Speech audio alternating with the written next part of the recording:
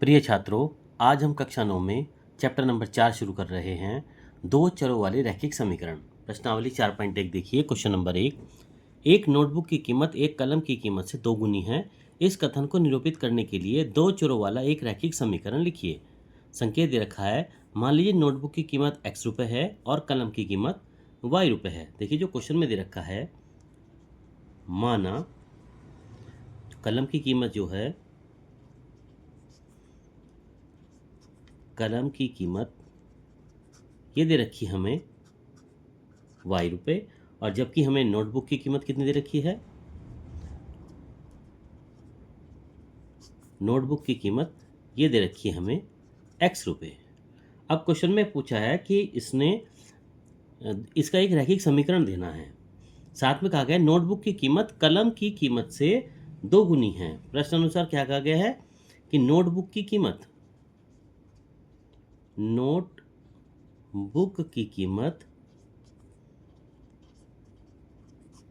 किससे दुगनी है? कलम की कीमत से। कलम की कीमत इससे कितनी है? दोगुनी, यानी कि दुगनी, यानी कि 2 से इसकी गुणा कर देते हैं। अब देखिए नोटबुक की कीमत हमने कितनी मानी थी? x बराबर 2 इंटू कलम की कीमत कितनी मानी थी? y, या इसको लिख सकते हैं x माइनस 2y बराबर 0। तो ये एक हमारी समीकरण आ गई क्वेश्चन नंबर 1 की। क्वेश्चन नंबर 2 देखिए। इसमें कहा गया है निम्नलिखित रैखिक समीकरणों को ax plus b y plus c बराबर 0 के रूप में व्यक्त करना है। प्रत्येक स्थिति में a, b और c के मान ज्ञात करने हैं।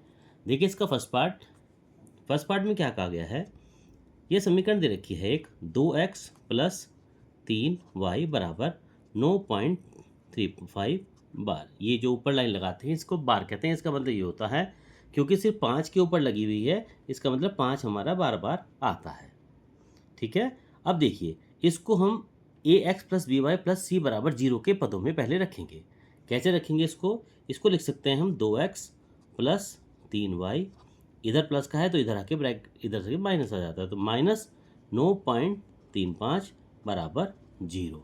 ये हमारी ax plus b y plus c बराबर 0 के पदों में ये समीकरण होती है। अब क्या करेंगे हम, इसकी इस समीकरण से तुलना करते हैं। तो क्या करेंगे, इसकी हम इससे तुलना करेंगे, यानी कि जो समीकरण हमने रखी थी ax plus b y plus c बराबर 0 से तुलना करने पर, तुलने का मतलब होता है कि यहाँ पे देखेंगे a का मान कितना दे रखा है, b का मान कितना दे रखा है और c का मान कितना हमें प्रश्न में दिया गया है। तो यहाँ देखिए a का मान कितना दे रखा है हमारे, यहाँ पर a का मान है 2, b का मान कितना दे रखा है, बी वाई यानी ऊपर है 3, और c का मान दे रखा है माइनस के 9.35। ठीक है बच्चों, इस तरीके से हमें पूरी की पूरी जो हमारे पार्ट दे रखे हैं 8 पार्ट, 8 के 8 हमें इसी तरह से पूरे करने हैं। चलिए दूसरा पार्ट देखते हैं। दूसरे पार्ट में क्या कहा गया है, सेकंड पार्ट में कहा गया है हमें x माइनस वाई बटे 5 माइनस 10 बराबर 0। ये समीकरण दे रखी है। यहाँ पर भी हमें उसकी तुलना करनी है इस समीकरण से। किससे? ax plus b y plus c बराबर 0 से तुलना। a का मान देखिए अब यहाँ पर कितनी है, यहाँ पर कुछ नहीं है तो हमें यहाँ पर 1 मान देते हैं, तो a का मान आ गया हमारा 1।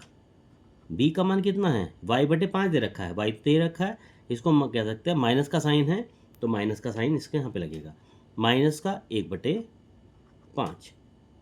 ठीक है बच्चों। और c का मान कितना दे रखा है हमें, c का मान दे रखा है माइनस के 10। ठीक है। तो ये हमें a, b और c के मान ज्ञात हमें हो गए सेकंड पार्ट में। आगे थर्ड पार्ट देखिए इसका। थर्ड पार्ट में क्या कहा गया है, इसमें कहा गया है माइनस के 2x प्लस 3y बराबर 6। तो सबसे पहले हम उसी तरह से लिखेंगे, माइनस के 2x प्लस 3y, इधर आके माइनस का 6 बराबर 0। अब 0 लिखने के बाद क्या करेंगे, इसकी हम फिर दोबारा तुलना करेंगे। किससे? ax plus b y plus c बराबर 0 से तुलना। ए का मान कितना दे रखा है यहाँ पर, -2। बी का मान कितना दे रखा है, 3। और सी का मान दे रखा है -6। तो ये हमारा इसका थर्ड पार्ट का आंसर आ जाता है। फोर्थ पार्ट देखिए, फोर्थ पार्ट कैसे करेंगे। फोर्थ पार्ट में कहा गया है इसमें, फोर्थ पार्ट में कहा गया x बराबर 3y, x बराबर 3y। इस टाइप के समीकरण को हम लिखेंगे, इसको लिख सकते हैं हम x - 3y बराबर 0। तुलना हम इसकी भी उसी तरह से करेंगे, तो ax plus by plus c बराबर 0 से तुलना करने पर देखिए a का मान कितना दे रखा है यहाँ पर, 1। b का मान कितना दे रखा है यहाँ पर, -3। और c का मान, c दिया हुआ है, c नहीं दिया हुआ है। जब c नहीं दिया हुआ तो इसका मतलब होता है c का मान 0 हमारा दिया गया है। ठीक है बच्चों। फिफ्थ पार्ट देखिए, फिफ्थ पार्ट में कहा गया है 2x बराबर -5y, 2x बराबर -5y। अब इसको भी इसी तरह से लिखेंगे जैसे हमने ऊपर वाली समीकरण को लिखा था। इसको लिख सकते हैं 2x इधर आके प्लस का 5y बराबर 0। इसको भी लिख सकते हैं, तरीका वही है, इसकी भी तुलना कीजिए। ax plus by plus c बराबर 0 से तुलना करने पर। अब यहाँ पर a का मान कितना है, 2, b का मान कितना है, 5 और c का मान दिया हुआ नहीं है, तो इसका मतलब c का मान 0 है। तो ये पांचवा पार्ट हो गया। छठा पार्ट देखिए इसका, छठे पार्ट में दिया गया है 3x प्लस 2 बराबर 0। अब देखिए यहाँ पर x का मान दे रखा है, यानी a का मान दे रखा है, और b वाले का मान नहीं दिया गया, केवल c वाले मान का मान दिया गया है। तो तुलना हमें भी इसकी करनी है, किससे, ax plus by plus c बराबर 0 से तुलना इसकी हमें करनी पड़ेगी। और जब हम इसकी तुलना करेंगे तो मान कितना आएगा इसका, a का मान कितना दिया गया है हमें, 3। b का मान कुछ दे रखा है, कुछ नहीं दिया गया है, तो इसका मतलब 0। और c का मान कितना दिया गया है हमें, 2। ठीक है बच्चों। सेवेंथ पार्ट देखिए इसका, सेवेंथ पार्ट में दे रखा है y - 2 बराबर 0। तरीका वही है, ax plus by plus c बराबर 0 से तुलना। अब देखिए a का मान कितना दिया गया है यहाँ पर a का मान दिया ही नहीं गया है, क्योंकि यहाँ पर सीधा y दिया गया है और y हमारा b में है, यानी b का मान दिया गया है। तो a का मान यहाँ पर नहीं दिया गया, तो इसका मतलब a का मान कितना होगा, a का मान हमारा यहाँ पर 0 होगा। b का मान कितना है, यहाँ पर कुछ नहीं है, तो इसका मतलब 1 है। और c का मान कितना दिया गया हमें, -2। तो ये हमारा c का मान आ गया। 7 पार्ट हो गए।